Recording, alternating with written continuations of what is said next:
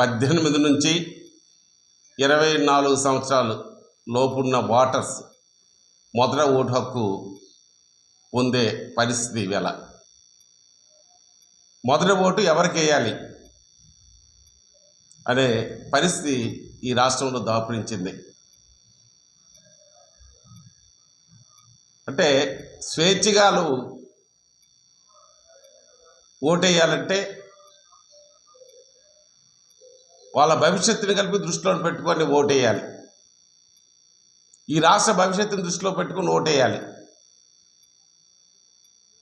ఈ సైకో జగన్మోహన్ రెడ్డి ఈ రాష్ట్రాన్ని అప్పులు పాలు చేశాడు.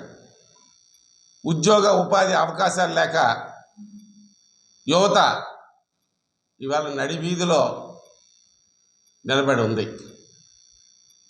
చంద్రబాబు నాయుడు ఉభయ రాష్ట్రాలకి ముఖ్యమంత్రిగా ఉన్నప్పుడు సమైక్య ఆంధ్రప్రదేశ్లో ఐటీ రంగాన్ని ప్రోత్సహించాడు, సర్వీస్ సెక్టార్ని ప్రోత్సహించాడు, టూరిజం డెవలప్మెంట్ ప్రోత్సహించాడు, ఉద్యోగ కల్పన చేశాడు. ఇవాళ దేశ విదేశాల్లో ఇవాళ ఆంధ్రప్రదేశ్ సంబంధించిన యువత ఉద్యోగాలు చేస్తున్నారంటే దానికి నైపుణ్య శిక్షణ ఇచ్చి ఆ టాలెంట్ని వెలికి తీశాడు. కాబట్టి ఈవేళ ప్రపంచ దేశాల్లో ఎక్కడ చూసినా ఆంధ్రప్రదేశ్ యువత ఉన్నారు. అటువంటి యువతకి గడిచిన 5 సంవత్సరాల్లో సరైన దారి లేదు, ఉద్యోగ కల్పన లేదు,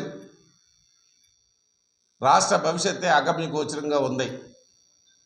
ఈ పరిస్థితుల్లో మళ్ళా సమర్థవంతమైన నాయకుడు ఈ రాష్ట్రానికి ముఖ్యమంత్రి అయి ఈ రాష్ట్రాన్ని గాడిలో పెట్టే వ్యక్తి మన సిబిఎన్, మన చంద్రబాబు నాయుడు అనే విషయాన్ని యువత ఇవాళ గుర్తించే పరిస్థితి ఉంది.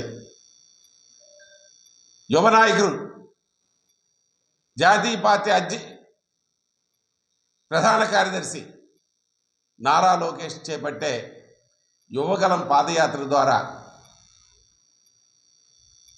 యువతని తట్టి లేపాడు. యువత్తాలుగా కష్టాలను తెలుసుకున్నాడు.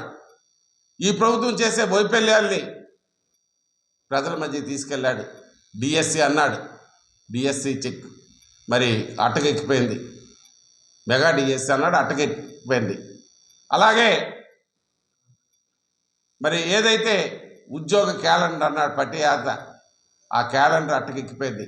చేసి ఏ విధంగా ఉద్యోగ కల్పన చేసి ఏ విధంగా యువతని ఇక్కడ ఉద్యోగ ఉపాధి అవకాశాలు కల్పించాలని స్పష్టమైన ఆలోచనతో ఈవేళ మా యువ నాయకులు నారా లోకేష్ బాబు గారి, అలాగే చంద్రబాబు నాయుడు గారి, పవన్ కళ్యాణ్ గారి దీంతో ఒక ఆలోచనతో ఈవేళ యువత పట్ల ఉన్నారనే విషయాన్ని తెలియజేస్తూ ఈ సందర్భంగా ఇంకో విషయాన్ని కలిపి మీకు తెలియజేస్తున్నాను. తాడేపల్లిగూడెంలో ఏదైతే శంకారాం కార్యక్రమం జరిగిందో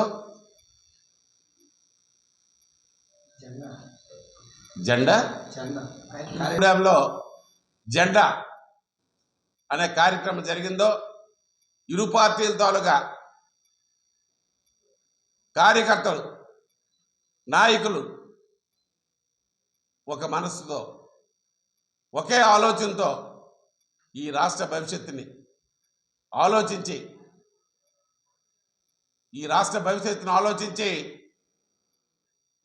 ఈ రాష్ట్రానికి ఒక దశ దిశ, ఈ రాష్ట్ర యువతకి, రైతాంగానికి, మహిళలకి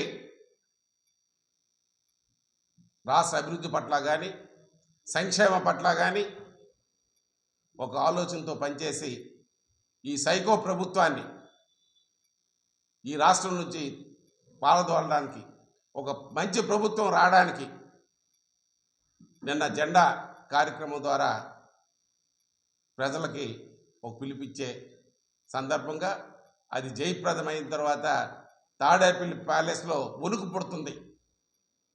తాడేపల్లి పిల్లి మ్యామ్ మ్యామ్ అంటుంది. నీ రోజులు అయిపోయాయి, ఈ రాష్ట్రం దోచుకో